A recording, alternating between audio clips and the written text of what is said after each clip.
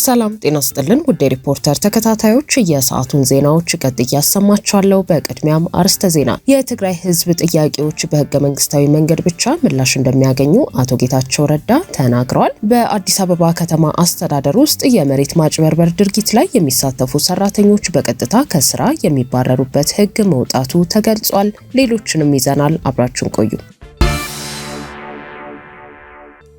ህወሓት በትግራይ ክልል ያወጣውን አስገዳጅ ምልመላ የሚፈቅድ አዋጅ የሚያወግዝና የፕሪቶሪያውን ስምምነት ሙሉ በሙሉ እንዲተገበር የሚጠይቅ ሰላማዊ ሰልፍ በአዲስ አበባ መስቀል አደባባይ በዛሬው ዕለት ተካሂዷል። ሰልፉ በትግራይ ክልል የሰላምና ለውጥ ምክር ቤት አስተባባሪነት የተደረገ ነው ተብሏል። በወቅቱ ንግግር ያደረጉት የጠቅላይ ሚኒስትሩ የምስራቅ አፍሪካ ጉዳዮች አማካሪ አቶ ጌታቸው ረዳ የትግራይ ህዝብ መሰረታዊ ጥያቄዎች የመሬትና የጸጥታ ዋስትናዎች ሊመለሱ የሚችሉት ጦርነት አዙሪት በመውጣት በሀገሪቱ የፌዴሬሽን ስርዓት ውስጥ ሰላማዊ ተሳትፎ በማድረግና በህገ መንግስታዊ መንገድ ብቻ መሆኑን ተናግረዋል። አቶ ጌታቸው በትግራይ ውስጥ ዘላቂ ሰላምን ለማስፈን የፕሪቶሪያው ስምምነት ሙሉ በሙሉ መተግበር እንዳለበት አሳስበዋል። ከፌዴራል መንግስት ጋር በመሆን ተፈናቃዮችን በህገ መንግስታዊ መንገድ ወደ ቀያቸው ለመመለስ የወጣው እቅድ በትግራይ ተወላጆችና በጊዜያዊ አስተዳደሩ ዘንድ ተቀባይነት አግኝቶ የነበረ ቢሆንም የህወሓት አመራር ግን የግል ጥቅሙን ለማስቀጠል ሲል አጀንዳውን አደናቅፎታል ብለዋል። ህወሓት አሁን ላይ ስምምነቱ እንደፈረሰ በማስመሰል አዲስ ድርድር ለመጀመር ሴራ መጠንሰሱን እንዲሁም አካባቢውን ለማተራመስ ከውጭ ኃይሎች ጋር እየሰራ መሆኑን እናውቃለን ሲሉም ተደምጠዋል። በክልሉ እየተባባሰ የመጣውን ጭቆናና አስገዳጅ ወታደራዊ ምልመላ በመጥቀስ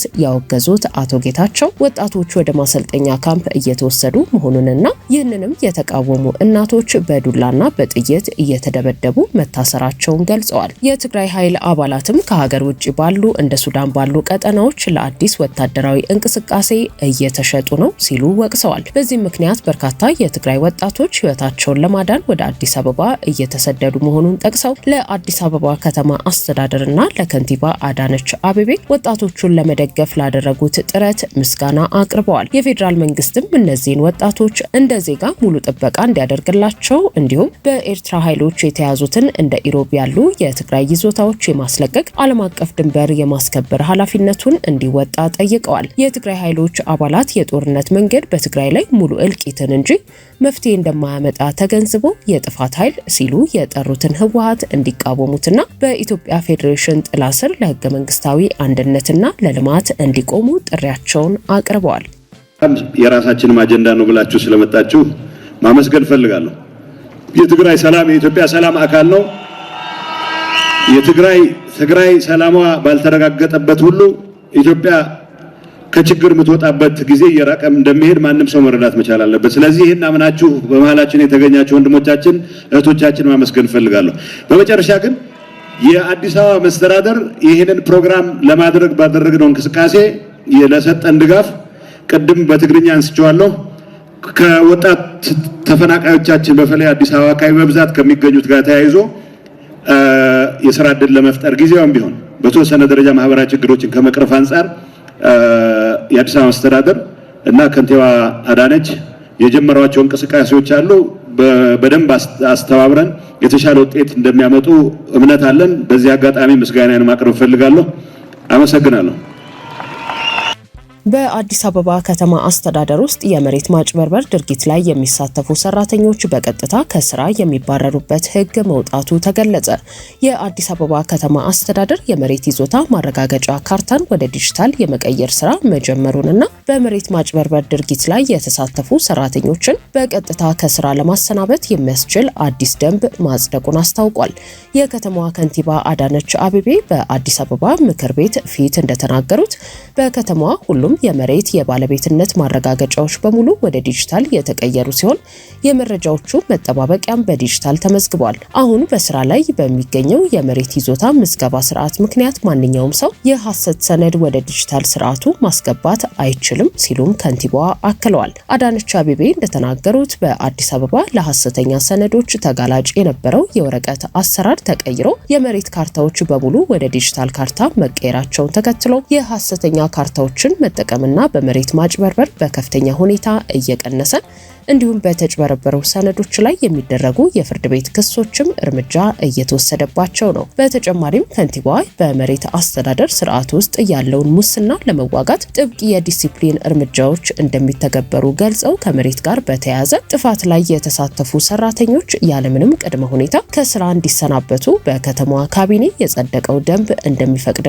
እርምጃው መተግበር መጀመሩን ጠቁመዋል። የዲጂታል ሽግግር በዋና ዋና የመሬት አስተዳደር ተቋማት ውስጥ እንዲሰፋ እየተደረገ ሲሆን ለገቢዎች ቢሮና ለግንባታ ፍቃድ እንዲሁም ቁጥጥር ባለስልጣን ቅድሚያ ተሰጥቶ እየተሰራ ነው ተብሏል። ስለ መሬት አስተዳደሩ በተሰጠው ማብራሪያ ከከተማው የቤት ልማት ፕሮግራም ግምገማ ጋር አብሮ የቀረበ ሲሆን በአሁኑ ወቅት በከተማ አስተዳደሩና በግል አልሚዎች እየተገነቡ ያሉ ፕሮጀክቶችን ጨምሮ በመላው አዲስ አበባ 179,000 ቤቶች በግንባታ ላይ እንደሚገኙ ተገልጿል። በቀድሞ የመንግስት ስርዓት ስር የቤት ልማት ፕሮጀክቶች ላይ ከፍተኛ ጉድለቶች እንደነበሩና ወደ 1400 የሚጠጉ ቤቶች ከ30 እስከ 40 በመቶ ብቻ ተጠናቀው መሰረታዊ ፍላጎቶች ሳይሟላላቸው ተጥለው መቆየታቸው ታውቋል።